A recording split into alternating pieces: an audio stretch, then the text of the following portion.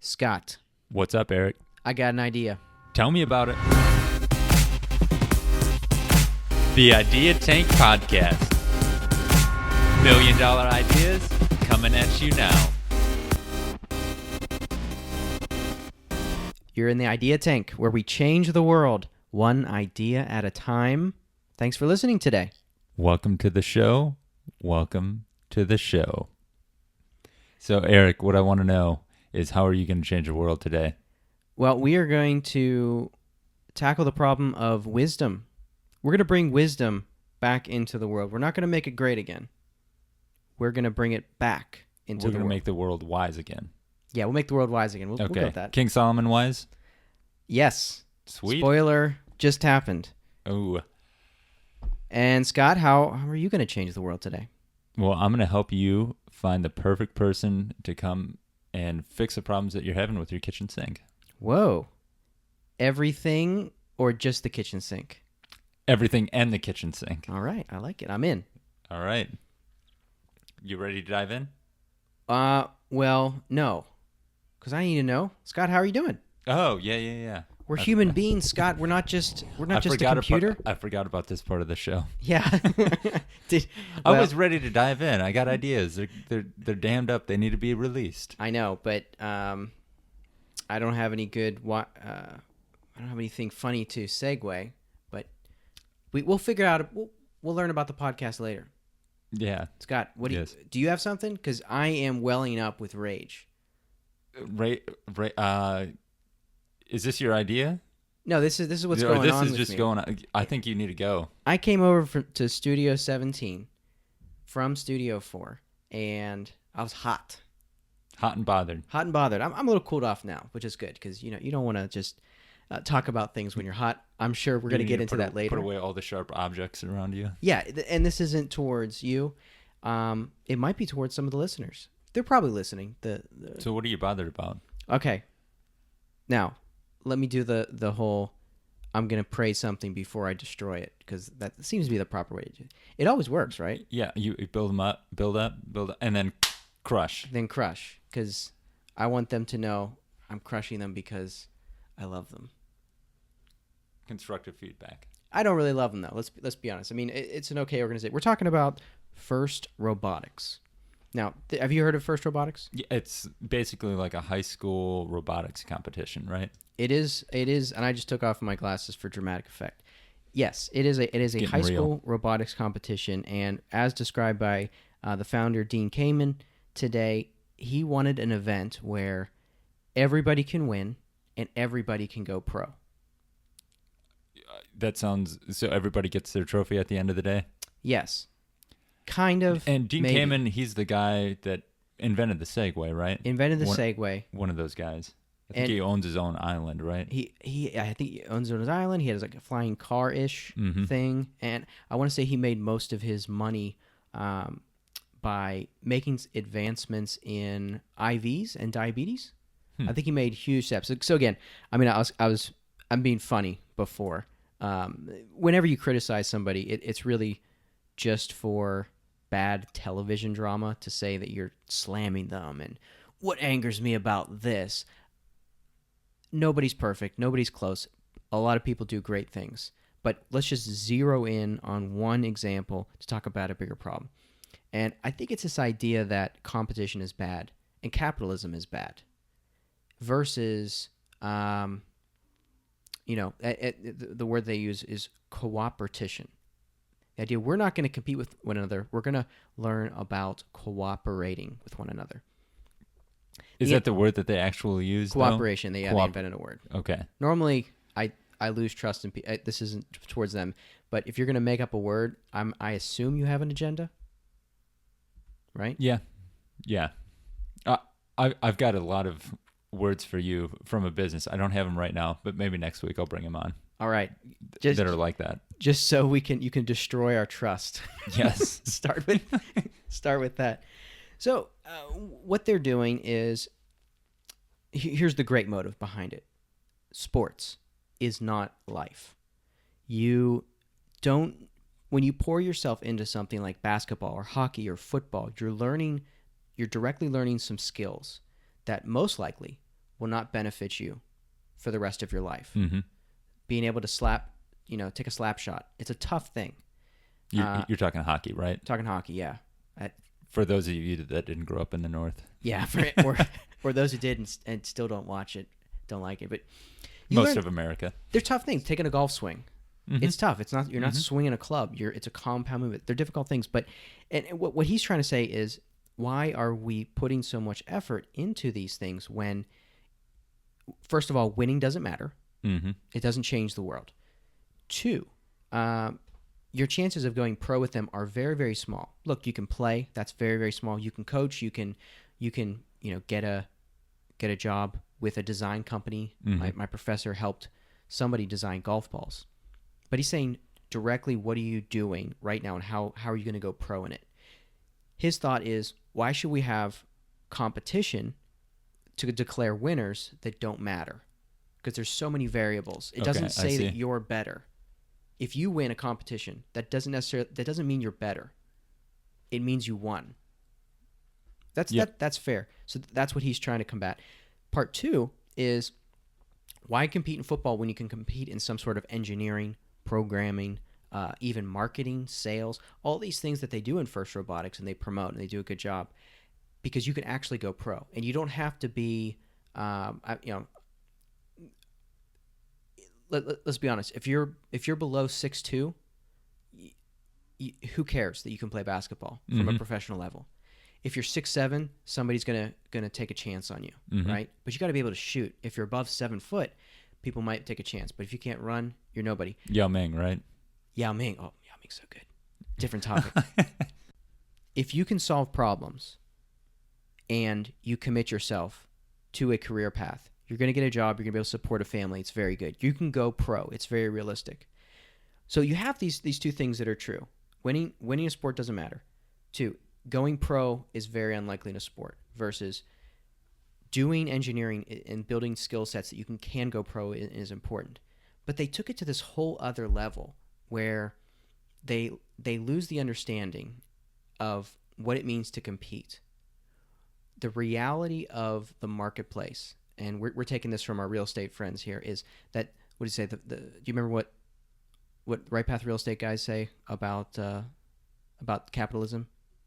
It values success. It values excellence. Excellence. Yeah. And that's why when they built their company, they say that we only hire 9 or 10s out of 10s. Not because they're snobby, not because they're better than anybody, but if they put 6s where there should be 10s, their competition is going to... They're going to take them over. Yeah. Their business is going to... The Right Path Real Estate's business is going to suffer tremendously. It goes back to the strongest.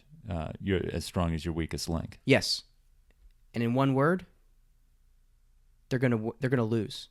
Yeah, they will lose to their competition if they do not practice capitalism. They don't practice finding what people are excellent in and committing to that. So with FIRST Robotics today... Where are you going with all this? Where I'm going with this is, while they have these motives, they've rejected the concept of competition within their program. And like today I'm hot because they had a finals. And what should I go why I'm hot about today, or how tie this into communism and capitalism? Let's just keep it today for right now. All right, just today. We had a championship event where it used to be a tournament style, where we had 4 divisions. Each division had a winner. From there, all 4 of those teams would compete against each other to declare a winner. Now this year, they've expanded it to 6 divisions. So first of all, I'm confused as a spectator. How do you have that many divisions? Yeah. For a high school team? And how are you going to decide a winner? That's confusing. And then I found out they have 2 national championship sites. Doesn't that defeat the purpose of a national champion? It does. It's a rejection of the concept that it matters to win, even in engineering. Yep. Even when losing doesn't mean you're fired and gone forever. Mm-hmm. You're still winners and losers. Good stuff. Go on, Scott. No, well, I'm going to take it in a slightly different direction. Okay, I need to bring it back to North Korea at some point, but go on. Okay. And communism. So I'm taking a little different approach to the psychology of it. Everybody wants to be a winner. Nobody wants to be labeled as a loser. I went to this competition and I lost. Correct. And that makes sense. Outwardly, it does make sense. But really, I think one of the reasons why we have such a high rate of what we call depression, I'm using air quotes, is... I'll make the sound. Go. Depression. Perfect. Is because nobody knows how to handle loss and normal sadness. And here, ready? Yeah. Normal sadness. And which is in loss in a lot of ways, or being a quote unquote loser. Right. Yeah, that's a great point. That's how we're gonna fix high school, and we're gonna do it later with that exact concept that we need loss early on. We need to be taught how to deal with it, and when we're doing competitions where nobody's a loser, everybody gets the participation trophy at the end of the day. Our parents don't have they're taking away the opportunity for the parents to teach their kids about loss. Okay. Or losing. Yeah. Yeah, loss is important. You got to know how to handle loss. Mm-hmm. But also there should be things in life that say, stop putting your time and effort into this because you will never, not that you, I mean, you can do anything, right? Kind of, probably. Can you be excellent in it? Good point. That's the question that capitalism raises, because we want you if you're excellent. Mm-hmm. And not everybody can be excellent at art or robotics or writing a book, right? Or podcasting. Correct. Yeah. Good thing we're excellent. Score. Slam dunk. I think I had another point, but it doesn't matter. I think that's the key thing is competition gives you the opportunity to know what you're good at and not. Mm-hmm. You should handle that. You should experience that rejection so you stop wasting your time there. Where are we at? I think the listeners know that I'm not 5'7", but I'm. And you wear glasses. And I wear glasses. Yeah. So I am 5'3". I think 5'3" was the last time I checked. Actually, the last time I got measured, I've been 5'4" on my license for a while, which is a lie. Are you shrinking? No, I've never been 5'4". So you lied on your driver's license, kind of, because we're in this together. We in the doctor's office. Okay. They're not going to press me down with their stick. They're just going to touch my head and write the number, and we're moving on with life. They gave me 5'5" on my last appointment. No way. Yeah. You know what that means? What does that mean? They really didn't try. I didn't even have my shoes on.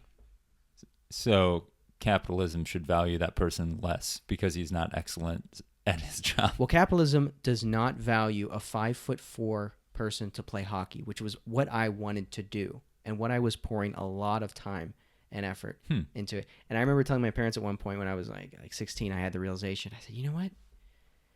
I don't think I have a chance of becoming a professional hockey player. Dream shattered. Yeah. Right there. And they looked at me like, are you kidding? Of course. Like, you should have known this this a long time ago. Was that conversation helpful for you? Well, that conversation wasn't helpful because I came to the realization what would have been more helpful is if I had been in a competitive hockey league. Because here, I was in this false world where I played hockey with my friends. Mm-hmm. I was faster than them. We played in an open, not a field, not a lake, where you rollerblade, excuse me. Oh. Parking lot. Okay. We played in an open parking lot. I don't know how it came up with a lake there. Okay. Well, it's hockey. Okay. That's a good.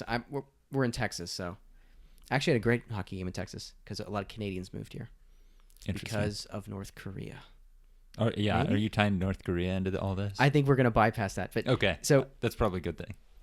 because I was in this sheltered competition, I kept on succeeding in that world.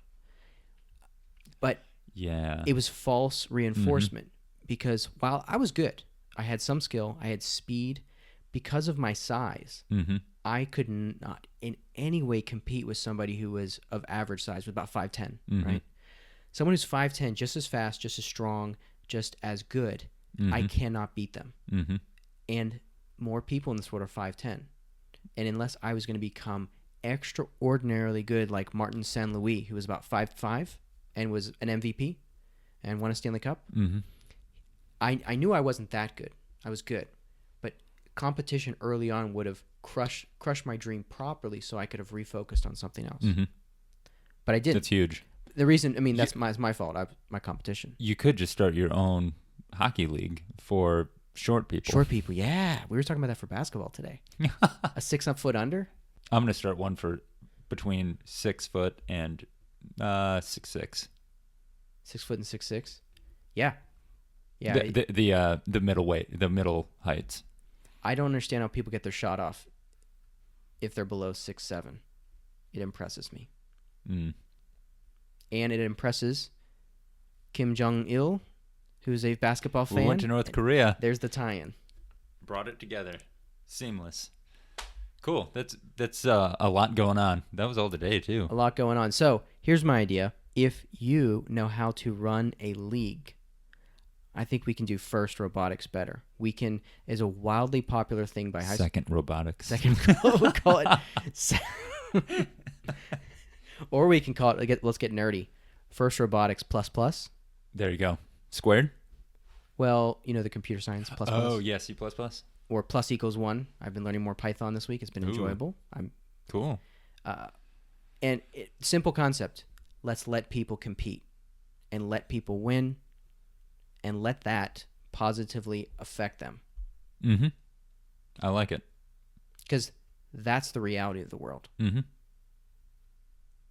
Competition. Yep. Competition. No air quotes. You didn't hear them, No, and we didn't see them. Competition. Like it. I don't have anything that profound. Oh, okay. Let's just go with your non-profound. Oh, it's your... What? Go ahead. How has your driving been going? So my car broke down last night. I was at a friend's wedding and driving back around midnight or 1 a.m.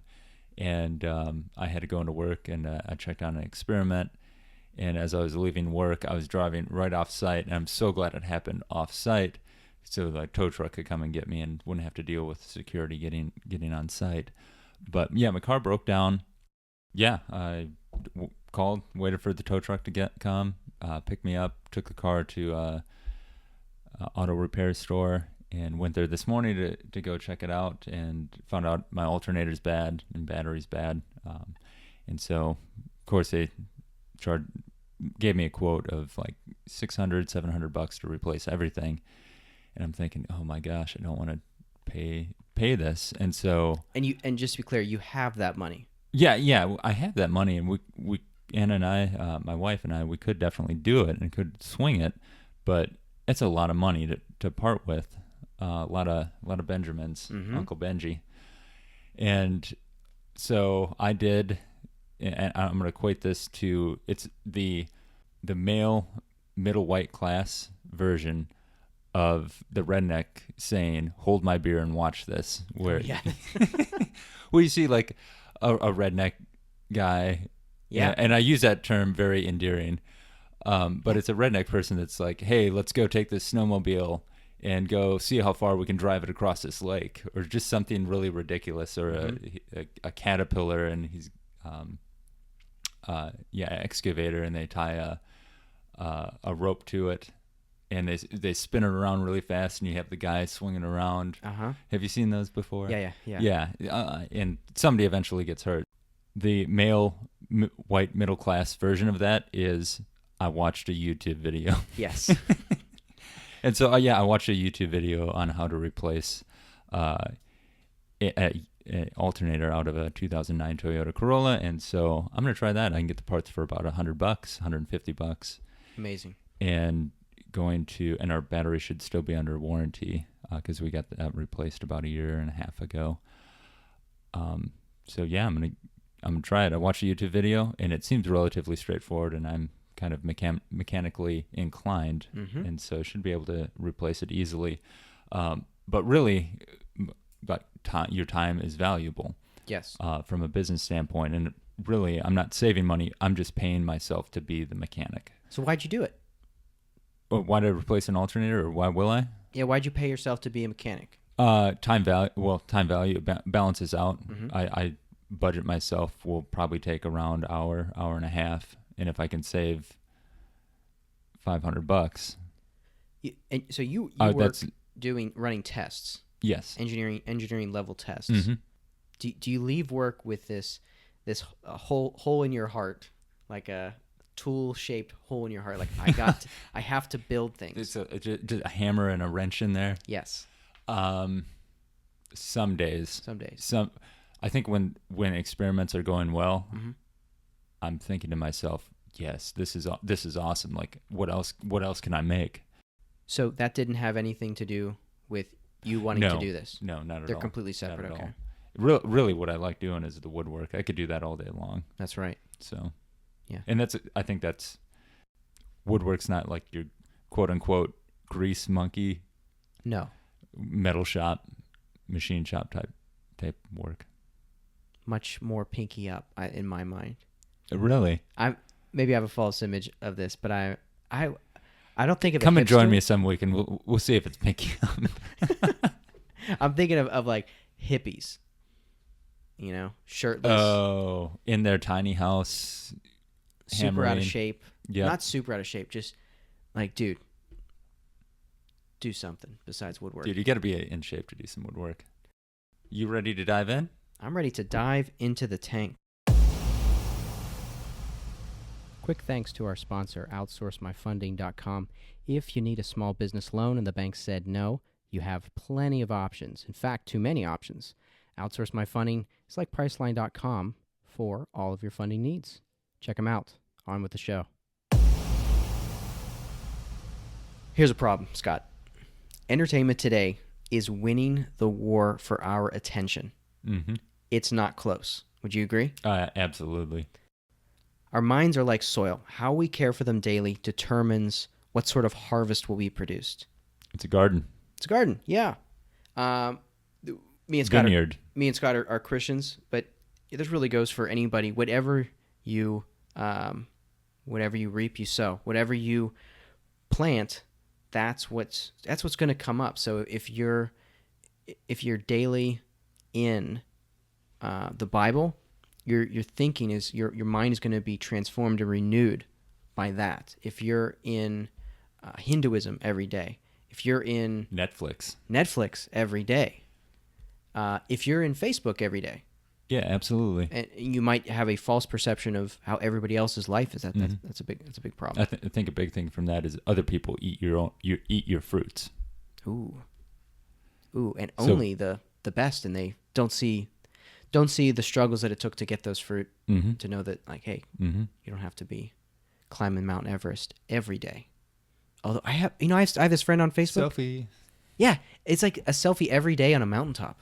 Yeah. It's like, what's your job, man? I mean, he grows an epic beard and goes to epic places. When you have an epic beard, you can do things like that, though. So the problem is that we as Christians know that if we bathe ourselves in the wisdom of the Proverbs, for example, reading a proverb every day. I did this for a month. Went through a proverb. There's 30 of them, so go through number 1 on the first day and rewrite the proverb in an action way. Like, this is true. Good application. This is what I will do. This is what I will not do. And it's a lot having to do with thinking, the way I think about the world. If I was doing that this month, the anger rant I had earlier would have been different. Like, hopefully we have enough subscribers and people that could look at that rant and say, like, Eric, in this way, it was unwise. Great. But the reality is, I am not wise in that moment because I am not in the Proverbs daily. I am... it's rage. It's rage, yeah. Yeah, but the Proverbs address that. So why am I not in it? Again, I'm part of this loss. Entertainment is winning the war in my life. Mm-hmm. I need other people. I need the Proverbs. So why not make it more entertaining? So here's the idea. Here's the solution, and it's threefold. One is the delivery method. How are we going to consume the ideas that are in Scripture? And I guess you could do it with whatever you wanted as well. Two is, how is that going to connect you to other people? And three, how can you use the product and benefit from the product when you're not disciplined yourself? Mm-hmm. There has to be an in route there. So number one, how are we going to consume this? Quiz style. I was in the car with these my friend's daughters. They were like 10 and 11, and they were quizzing me, giving me these questions, and they were more riddles. And I love riddles. I love like trivia and all this stuff. And to answer the riddle correctly, you had to know the proverb. So they had, through these games, sowed this wisdom into the hearts of their daughters. And by definition, like biblically speaking, they were more wise than me because they knew the answers and I didn't. But I was like, this is great. Like, I need this in my life. So content-wise, you can simply go through the Proverbs and take the concept and pull out the keyword that you need. Take this into an app, and on your app, as you pull it up, maybe first thing you do when you wake up, before you go to bed, lunchtime, maybe in the bathroom. I don't know. I hear people do that. I do that for sure. That's why when I show you something on my phone, don't take my phone. Just look. On the phone is just the proverb with the keyword missing. Mm-hmm. And you can provide a multiple choice, select the word that makes the truth, right? And once it's sown into your heart, you will know the answers. Mm-hmm. And so that's a fun way to do it. It's a slightly more entertaining way. From there, we move to a way that we can connect with other people. If you have this app and it exists and multiple people are using this app, and let's say you move to a new town, if it's kind of like Words with Friends, if there's a location, if it's like Words with Friends and there's location oriented with it and people can open up their location, I can find people who have been in the Proverbs for the past month, 2 months, 6 years. That's the person I want to meet. Mm-hmm. That's the person I want to hang out. That's the person I need. Now, I might want to hang out with the Netflix guy because I'm a sucker for entertainment. But that's the guy I need in my life. So there's got to be some way that I can spend time with him. Now, the last layer of it, so we can, there's a more entertaining way to consume the Proverbs. There is a social network, Words with Friends style, where you can join with people. Mm-hmm. But then also there can be a community aspect of it. One way that one thing I love about the church is going to a Bible study when I've not been in my Bible, not been praying, and I'm in a lull, and I can hear somebody else's prayer. I can hear somebody else talk about this is some scripture I was in that's really impacted me. I am eating their fruit, and it's good fruit. Mm-hmm. I didn't produce it, but I can enjoy it and know that I need to get back to planting so I have this fruit in my life. With this app, and I mean, you could enjoy somebody's advanced vocabulary in Words with Friends, their extensive knowledge of 2-letter words. In the same way, you can jump in the room with other people who, when they did their multiple choice proverb, they can then share with their friends. Oh man, this passage right here is what I needed because I got really angry and then I didn't go on my podcast and rant about it because this is actually good and ranting is not wise. That's what I need. I think a simple app can provide all this. Do you have like a feature for if you don't use the app? You should get shocked real hard. Taser in it. Negative reinforcement. No, and I'm making that joke in a way to rejecting that practice. I think. Yeah. Okay, that makes sense. Yeah, goes into the legalism. Yes. Mm-hmm. And I think honestly, like, again, just to be open, there's a predominant. This is, I know this is in a lot of churches I've been in, a lot of smaller subsects of the church, where if you're, and I'm sure it's in other groups too, but if you're disciplined, if you're self-disciplined, you can get sucked into a process and grow. Mm-hmm. If you're not self-disciplined, that process will chew you up and spit you out. Mm-hmm. And you will get told, well, we gave you the things to do. He just didn't, he didn't do what he was supposed to do. We can't help him. That's not a good church. Yeah, I mean, it's not discipleship. It's not discipleship, right? It's not discipleship. There's something missing there. And I'm not saying I deserve more. I'm not saying anybody else deserves more. I'm not saying I've got an idea on how to lock that. Well, I guess I kind of am saying I got an idea. Maybe could get, but that gap still of how to get people to be loving enough that, hey, I'm going to share this not for the reason of puffing myself up, because I'm trying to care for others. That's a hurdle to overcome. I think this could be part of it. So I know there's a lot of Bible study tools out there and Bible study apps, and I know some of the apps have, if it's for scripture memory, they have things like you're talking about where it's a verse of scripture, and they leave certain words out, and like the first time that you go through the memory verse, you read through the verse, and then you drag and drop words in where they should go, and then the next time you look at it, you type them out. And so no, I didn't know this. You don't get a vocab bank. You just have to type them out, and then the fourth or fifth time you look at it or whatever, you type out the entire verse, and they're very helpful for scripture memory. So it sounds something similar to that. The difference would be, I think, it would be the connection to people. With this. I'm going to jump into kind of deconstruction of this. So when you're playing Words with Friends, you don't go out and say, hey, you want to go meet up for coffee and play Scramble? Correct. Or anything like that. Do you think people using this app would be willing to meet up? Yes.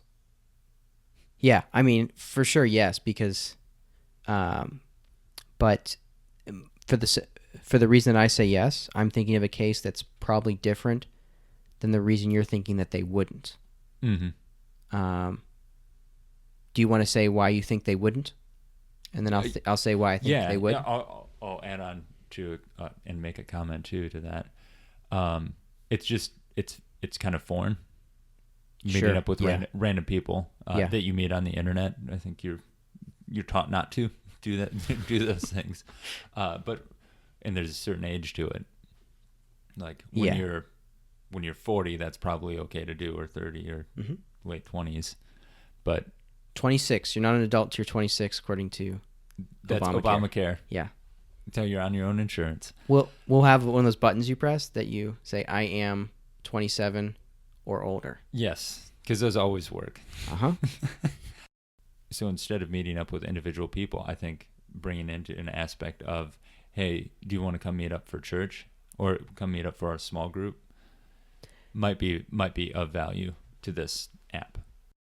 Now, there's probably a side conversation to be had about local church, all that stuff. But I think this would be an excellent tool for a church to share fruit with people that are church searching, either new to an area, or it's a loaded statement, but in the wrong church. There's baggage there. We're not getting into that. But all I'm trying to say is this would be an excellent tool to where I can taste your fruit without meeting you. But somebody's got to do this idea. Somebody's got to do this idea. I like it. Another thanks to our sponsor, OutsourceMyFunding.com. What they are is a one-stop shop for small business lending needs. If you have a small business and you've been around for 2 years successfully, the bank will still tell you no, or you could simply want something faster and smoother. Plenty of options out there, but what are you going to do? Call every single one of them? What are you going to do? Get 6 brokers on the line for you to help? Well, maybe. If you got some complicated problems that need to be solved, get some help. But if you have a simple capital need, find all your options at once. Just like priceline.com searches multiple airline providers and hotels at once, find the same service for your small business lending needs at outsourcemyfunding.com. Back to the show. Scott, Eric, you ready to jump into the tank? let's do it. Belly flop? Sure. Okay. This might be a belly flop. Oh, okay. My expectations are low. So it's a different idea. It's an app idea. Ooh. But so have you ever used Yelp? Yes. Do you like it? Yeah. What's your experience been like? It's mixed, but if I'm in a place, and I took about 4 months of road trip across the country in the past 2 years. If I'm in a new place, I use Yelp, and I go to that place, and at least 70% good. Okay. Have you ever used it for a service? Like I need my lawn mowed, or I need Oil drywall change. repair. I need my kitchen sink fixed. It doesn't seem... It seems only okay for oil changes, and that's the only thing I've used. Okay. Do you ever feel too inundated with information? In Yelp, Yeah. anytime I need something that's not a delicious meal, I don't feel like I have sufficient tools to know who to help me. Okay. I feel like I'm going to get ripped off. Yeah. Absolutely. Yes. So my idea solves kind of that problem. Whenever I go to Yelp or reviews where I need a service provided, I just like Angie's List, I think, is a big service provider. Yeah. Or a big, not service provider, but service review business. Correct.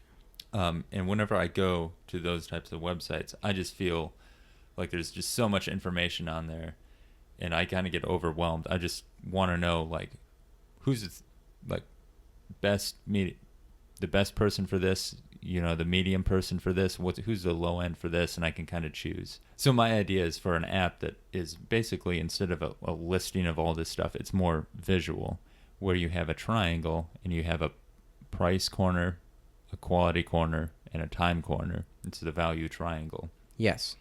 And where each one of those people, based on people's reviews, gets placed into one of those corners or somewhere in the midst of that triangle.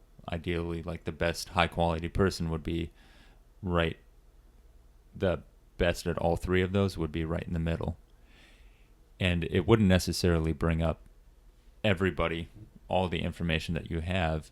You have an adjustment where you can say, I want the best in price, and you could slide it over to view more people if you wanted higher quality but weren't worried about the time, or if you wanted to pay a better price and have it quicker but suffer in the quality, it would highlight people in that area.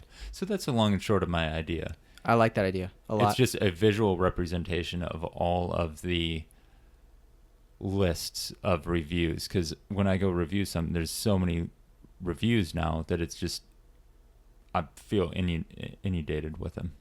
And if I understand your idea, Google Maps. Mm-hmm. So a lot of times I'll go to Yelp, figure out where the food place is, Mm-hmm. and say, all right, it's got 4 reviews. If I'm not happy with the Yelp review, then I'll go to Google. And I'll try to figure out, based upon their reviews, do I have enough to say this is going to be okay? Yep. But Google's review system is just stars. Mm-hmm. So they're just expressing that whole triangle at once. Mm-hmm. What part of it? Who knows? Mm-hmm. Yelp does a little bit better because it has the stars and then it has the dollar signs. But still, those stars could be valuing anything. Exactly. But yours says, no. In order to leave a review, you have to actually understand what value is. Mm-hmm. Because not everybody is coming looking for the same thing, and only express what you were looking for. Mm-hmm. There's multiple. There's 3 categories that hit at the heart of a lot of businesses: price, quality, and time. Pick 2. It almost reminds me of communication, right? How so? Like let's say you and I are gonna go eat somewhere. You're like, I want to go to a good place. And you're like, I want to go to a good place. So I pick a good place, and then we're there, and you're like, this isn't a good place. And Because say, it's this expensive. is a good place. Correct. Yeah. If we would just had the value triangle, you could have said, I want a good place, and I could say, that's not enough information. Rudy's, always a good place. And this is a perfect example because you said that, and Rudy's we've gone. is delicious. And my first instinct was, Rudy's is not a good place. And what I mean, so why isn't it for you? Because of the dollar amount. It's expensive for you. It's expensive for me, but I do agree that the quality is good. And the time is good. Mm-hmm. It's quick. It's good food, but for me, if I'm going to spend more money on something, I'm not going to go to Rudy's. I need to show you my life hack. Your life at hack? Rudy's. At Rudy's. Oh, yes. okay. $5. That's how much I eat there for. Yes. Here's my trick. I don't order the sandwiches, leave all that. I don't eat any sides, but they offer free bread, right? Yeah. And so I always get a lot of free bread, and I order the Cutter's Choice, and it's always about a third pound, and it's about $5. Oh.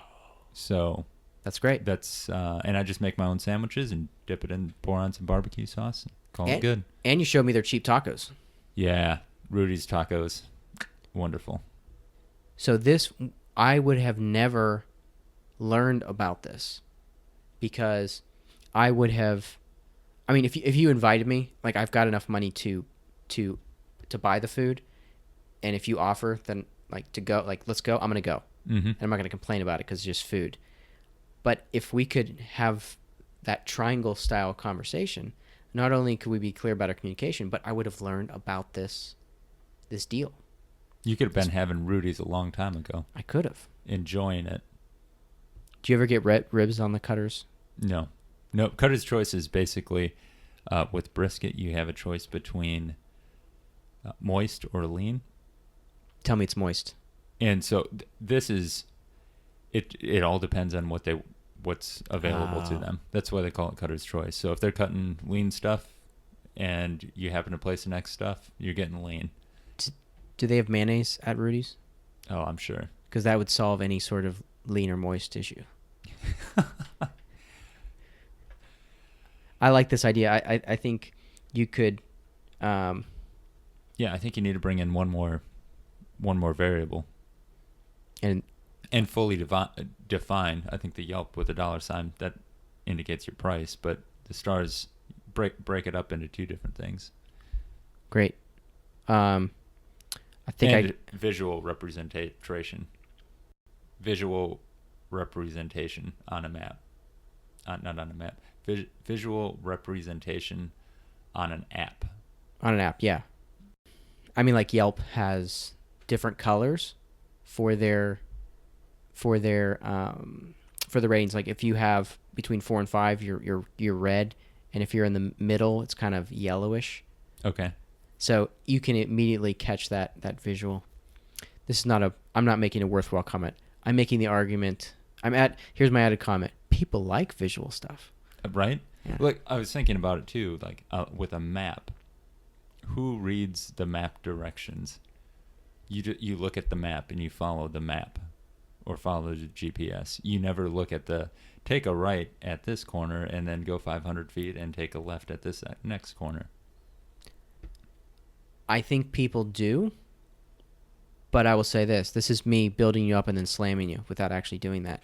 Are you going to go on a rage? No. Okay, thank you. Minus the rage. I think people do. Really? But the step that you're making in reviews in saying be more specific about what you're saying, define value better, that's the same concept that lets people have the conversation. MapQuest is terrible. Mm-hmm. MapQuest is the best. Well, why? Why do you think that? Well, I like to read my directions because I'm a co-pilot always. And I like to read and I don't get sick in the car. Versus I like Google Maps because I have a smartphone, and why would you print off a MapQuest? I know you hate the way I use maps. Yeah, aren't you just getting into using a phone to direct yourself? It's because I have unlimited data now. But I still like the general overview of a map so that I can just see where I'm going and make what I'm trying to do is memorize it so that I don't need to rely on a map. Yeah. It would have helped me today on the way to Studio 17. The iPhone, you texted me your new address, and by your new address, I mean the new Studio 17 address.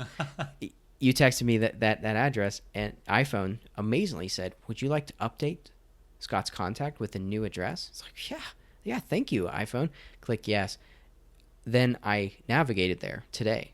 Well, it took me to your old address from like a long time ago, not knowing that new address was added to the list. Oh, I see. But had I just opened up the map and been in that mindset of let me have the map first, then I would have avoided that problem. Mm-hmm. But then I don't think my rage would have been built up enough for the first part of the show, Scott. I would have robbed the listeners of that.